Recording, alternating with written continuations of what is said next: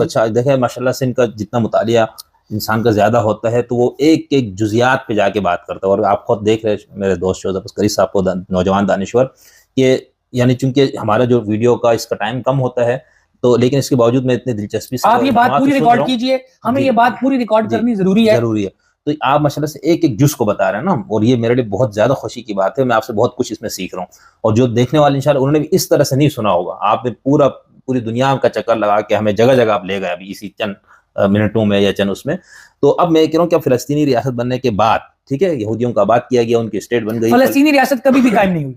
Oh sorry, फलस्तीन यानी इस्राएली रियासत में कह रहा हूँ, ठीक है। यानी फलस्तीन वहां था, उस पर इनको लाके बसाया गया, कुछ को बाय फोर्स बेदखल किया गया, चलो कुछ जमीनें खरीदेगी, जो भी हम दोनों मान लेते। उसके बाद जब ये रियासत कायम हुई तो अब जो फलस्तीनियों ने वहां पर एक जो लड़ाइयां शुरू की, जंग करना शुरू किया, तो ये कब हुआ, यानी कब फलस्तीनी जिहादी तहरीकात और 1941 से लेकर 1988 तक क्या किया